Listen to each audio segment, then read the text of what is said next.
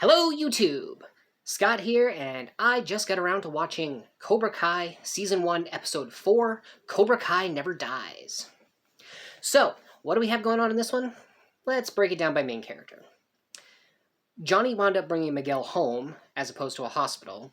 Not sure which is the best choice, but his mom was a nurse, so I'm sure Miguel was well taken care of. And he apologized profusely for getting Miguel beaten basically half to death, and promised that he wouldn't train him anymore.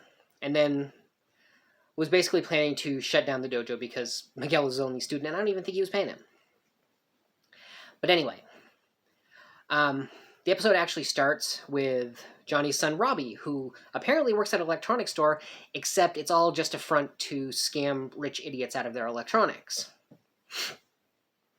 And when Johnny finds out that Robbie hasn't been going to school, he tries to get him to go to school. He goes and tries to talk to him and tries to talk to his mom, but unfortunately they both know exactly how to push his guilt buttons, which is exactly what it is. So Johnny's not really in the best place when he sees one of Daniel's billboards and decides it's time for a good old-fashioned defacing. And I would say what it was, but it's not really appropriate for YouTube, so let's just leave it at that. Now, it isn't actually discovered who did it. Like, Daniel doesn't find out who did it till the end of the episode, so I'm going to come back to that a little bit later. Since focusing on Johnny, he gets to the point where he has one of those, kind of cliche TV moments. He sees a happy dad in some of his family, and he decides he has to go and do the right thing.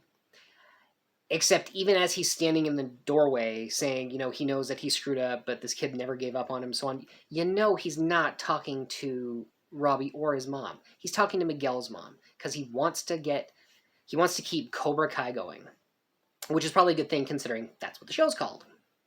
And earlier, as he was leaving Miguel's apartment the first time, Miguel yelled out, "Cobra Kai never dies." And then at the end, he's saying that basically the idea is that the best defense is a good offense, and that's what he needs to teach Miguel, is more offense. Which kind of ties back into the movie, because as I recall, Mr. Miyagi was telling Daniel that karate should really be for defense only, which doesn't make sense because then the All-Valley Karate Tournament would have been a very defensive tournament, but you kind of get, the idea of, irresistible force of Johnny's offense meeting the immovable object of Daniel's defense. But anyway, I'm kind of rambling here. Let's see. As far as Miguel goes, so he's well enough to go back to school, which is good. But he's talking with Dimitri and Eli in the library, and wouldn't you know it, Kyler shows up. And Kyler is a total jerk to him, of course.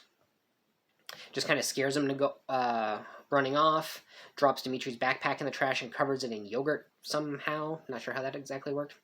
But he didn't realize that Sam, Daniel's daughter, who he's trying to date, saw him. So the two of them go to the movies later, and he tries going... It should be too far by anyone's standards, but as a dad with a daughter who's almost a teenager, yeah, it was too far. Thankfully, she learned karate from her father, and she knows exactly how to disarm him. And I gotta admit, I was really stoked about it because, not only is it Kyler getting beat up by a girl, but apparently I'm very invested in the show now. Anyway, moving on to Daniel. So, naturally, he's unhappy about the defacing of his billboard, shall we say. He's got some of his workers up there trying to paint over it entirely the wrong way because it doesn't obscure, the defacement. And then there's his rival in the auto game, a man named Tom Cole, who created an ad spot that basically slanders him without slandering him. Is it slander? Yeah, it's a spoken statement, yeah. It basically just makes Daniel look bad, and he goes to talk it out with him, and Cole disrespects him in a way, like saying that he's not really a karate guy and it's just a gimmick that he's using, and he probably could have let it go from there if Cole hadn't decided to insult him on the way out. So Daniel turns around and, without even trying, roundhouse kicks a boba tea out of Cole's hand. And I think I was like almost unnecessarily happy to see this. It's kind of weird. The show's called Cobra Kai. It's about Johnny Lawrence and Cobra Kai, and yet I'm kind of rooting for the guy who, back in the day made Cobra Kai look like a bunch of idiots. But it's definitely all coming to a head, even though this is only episode 4, because by the end, Daniel is shown a bunch of flyers that Johnny dropped while he was defacing the billboard, the flyers that he was passing out in the last episode. So now he knows who defaced his billboard, and this is obviously all careening towards a rematch of sorts. And it's going to be interesting because I don't remember exactly when season 1 was, but those guys have got to be at least in their late 40s to early to mid 50s at the time, I would think. Timeline-wise, that might not match up entirely, but when the Karate Kid was released in 84, I think Ralph Macchio was already like 23. So that's 38 years from now. Is he 61? Wow. I hope I look half that good when I'm his age. But anyway, yeah, apparently I'm fully invested in the show now, and I freaking love it.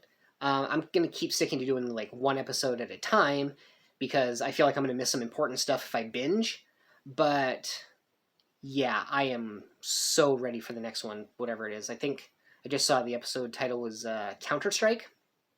So we'll see what happens there. But anyway, what do you guys think? Leave a comment down below. Like the video, share it around, subscribe if you're so inclined, hit the bell that's down there somewhere for notifications when I put up a new video. And until next time, I have been Scott, and this has been Just Got Around to Watching, an offshoot of opinions no one cares about. Everyone has opinions. This one was mine.